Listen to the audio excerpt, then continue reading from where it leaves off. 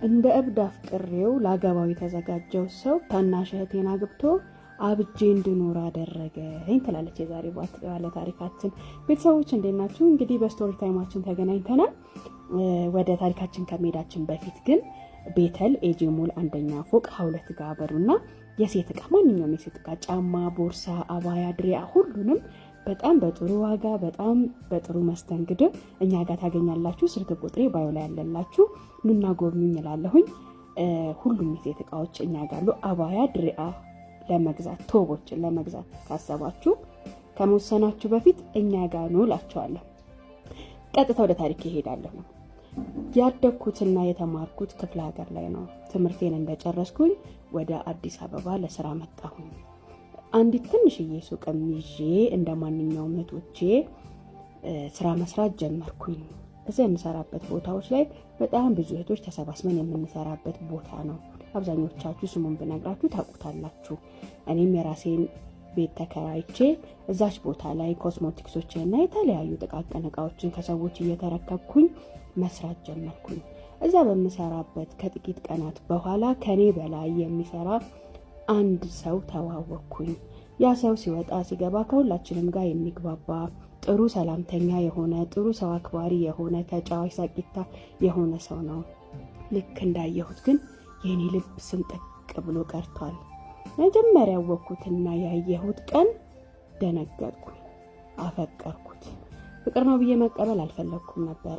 እየዋለ እያደረ ሲመጣ ሲሄድ ሲግባባን ግን መቋቋም የማልችለው ስሜት ውስጥ ገባሁኝ።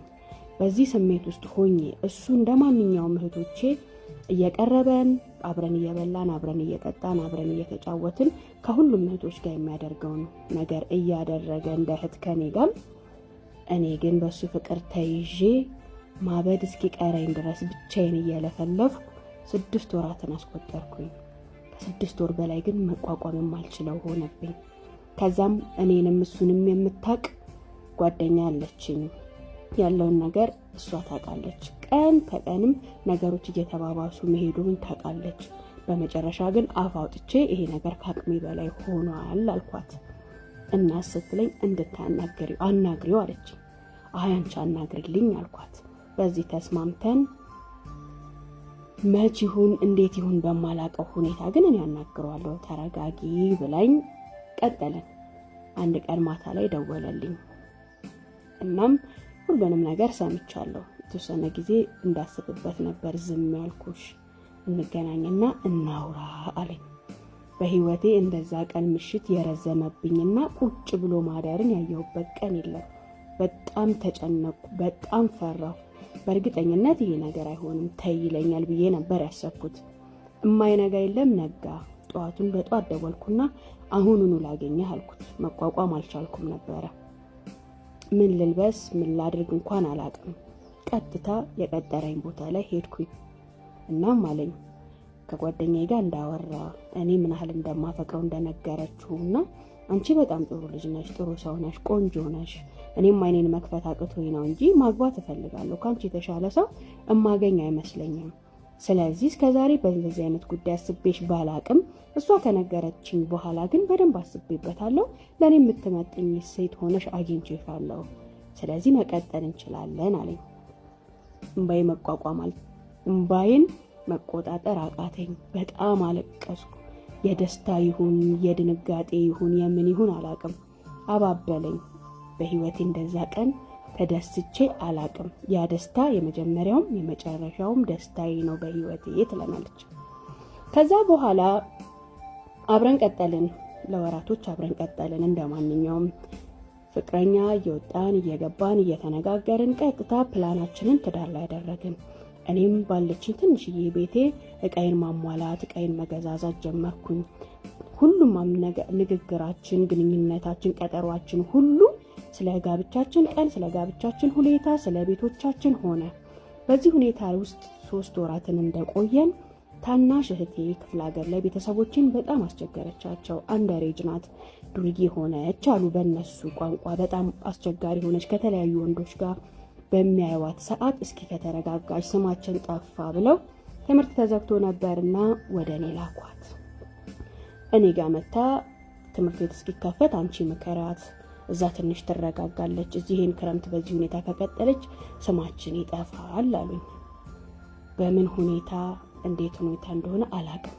እህቴና እኔ በጣም እንከባበራለን። እንደዚህ አይነት ዲቴሎችን አናወራም። እኔ ታላቋ ነኝ፣ አፍራታለሁ። ትንሽ ኃይለኛና ቀዥቃዣ አይናውጣ መሆኗን አውቃለሁኝ። ነገር ግን እዚህ መታ እንደዚህ አይነት ነገር ውስጥ ትገባለች የሚል ምንም አይነት ጥርጣሬው አልነበረኝም። እኔ ወጣ ገባ እያልኩኝ የቤታችንን እቃ ለመሙላት አንዳንድ ነገሮችን ለማድረግ ዞር ዞር ስለነበረ እሷ ሱቅ መቆም ጀመረች። እኔ ደግሞ አብዛኛውን ጊዜ ቤት ገበያና አንዳንዴም እሱን እያገኘሁኝ መቀጠል ጀመርን። መች ይገናኙ፣ መች ይተዋወቁ፣ መች ያውሩ፣ መች ምን እንደሆነ ምንም የማውቀው ነገር የለም። እኔ ጋር በዚህ ሁኔታ 2 ወር ቆየች። እንደሚተዋወቁ አውቃለሁ፣ ስራ ቦታ ስለምትውል እንደ ማንኛውም ሰው። እሱም ስራው ቦታ እዛው ስለሆነ ሲወጣ ሲገባ እህቴ መሆኗን ነግሬዋለሁ።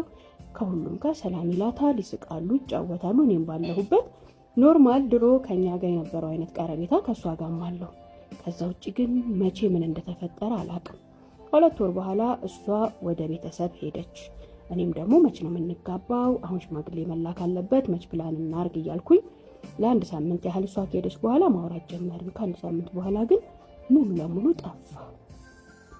ምን ተፈጠረ አልኩኝ። ስራውን ቦታውም ላይ አይመጣም፣ እኔም ጋር አይደውልም፣ ስደውልም አያነሳም፣ ቴክስትም አይመልስም። በጣም ግራ ተጋባሁ። ላገኘው አልቻልኩም፣ ላወራውም አልቻልኩም። እሷ ከሄደች ከ3 ሳምንት በኋላ እሱም ከዘጋኝ ከ2 ሳምንት በኋላ በእሷ ሽማግሌ እንደሚላክ ሰማሁ። ዋው በጣም ደስ ይላል፣ ማን ነው ብዬ ጠየቁ።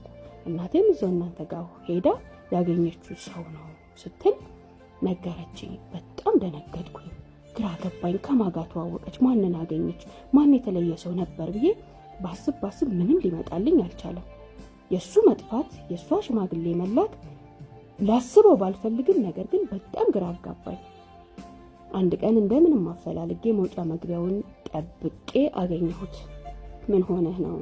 ምን ተፈጥሮ ነው አልኩት። ከዚህ በኋላ አትደውይልኝ፣ በጣም ይቅርታ አለኝ። ለምን አልኩት። ከእህትሽ ጋር ተዋደድን አለኝ። ልክ እንደ እንጨት ቆሜ ቀረሁ። ከየትኛዋ እህቴ ጋር? ሌላ እህት አለሽ እንዴ አለኝ። አልገባኝም። መች ተገናኝታችሁ፣ መች ተዋውቃችሁ፣ መች ተግባብታችሁ? አንቺ ከእኔ ፍቅር እንደያዘሽ እኔም ከእሷ ፍቅር ያዘኝ። የኔና አንቺን ግንኙነት የምታውቀው ነገር የለም። በእርግጥ እኔና አንቺ በቀጠል እንደምንችል በአቅም ፍቅር ይዞኝ ሳይሆን ለማንኛውም ሰው ስንጋባ ወድሻለሁ ብዬ አስቤ ነበር። እሷን ግን ገና ሳያት መቋቋም የማልችለው ስሜት ተሰማኝ። ስለዛ ይቅርታ አድርጊልኝ፣ አሁን ሽማግሌ ልክ ያለሁኝ ልንጋባ ነው ብሎኝ ቁጭ። በዛ ሰዓት ሰማይ ይደፋብኝ፣ ምድር ይገልበጥብኝ። ምንም የማውቀው ነገር የለም። ቤት እንዴት እንደገባው፣ የት እንደሆንኩኝ፣ ምን ያህል ጊዜ ቤት ተኝቼ እንዳሳለፍኩኝ ምንም የማውቀው ነገር የለም። ጸጥ አልኩኝ። ምን ይደረጋል? ምን ይባላል? ምን ይኮናል? እውነት አላወቀችም እኔና እሱን ግንኙነት? እውነት አትረዳም? እውነት ከኔ ተሽላ ነው? እውነት ከኔ በልጣ ነው? እኔ ነኝ ቆንጆ፣ እሷ ናት የበደለችኝ፣ እሱ ነው የበደለኝ? ዝብርቅርቅ ያለ ስሜት፣ ዝብርቅርቅ ያለ ሀሳብ። እናቴ ሽማግሌ ስለሚላክ እንድትመጪ አለችኝ። በፍጹም መምጣት አልችልም፣ እዚህ ከባድ ስራ አለብኝ አልኳት። ሊያስገድዱኝ ቢሞክርም መገኘት እንደማልችል ተናገርኩ። ከሽምግልና በኋላ ወደ ቀለበት አደረጉ። ከቀለበት በኋላ ማንዛዛት እንደማይፈልግ ተናግሮ ቀጥታ ቤቱ ይዟት ገባ። ቤተሰቦቼ መልስ ሲጠሩ ግን ግዴታ ነበርና እንድገኝ አደረጉ። ሄድኩኝ፣ ስራ አገዝኩኝ፣ ቦታው ላይ ተገኘው። ስሜቱ ደረትሽ ላይ በጩቤን የመወጋት ያህል ነው። በጣም ከባዱ ነገር ቤተሰብ ነሽ። ሲወልዱ በደስታ በሐዘን በሁሉም ነገር በበዓል ትገናኛለሽ። እነሱን ላለማግኘት ሽሽት ቤተሰቤን ራኩኝ፣ እናት አባቴን ራኩኝ። እሱም ከዛ በኋላ እኛ አካባቢ ላይ ያለውን ስራ ለሰራተኛ ትቶ ሌላ ቦታ ላይ መስራት ጀመረ። ይህን ነገር ትወቅ አትወቅ የማውቀው ነገር የለም። አታውቅም ብዬም አልልም፣ ታውቃለች ብዬ ማሰብ አልፈልግም። እኔ ግን በዚህ ባዶነትና ብቸኝነት ስሜት ውስጥ ነኝ። አንድ ግን የተማርኩት ነገር እውነት የሰዎች ማፍቀር ካለባቸው የማይክድን ፈጣሪያቸውን ብቻ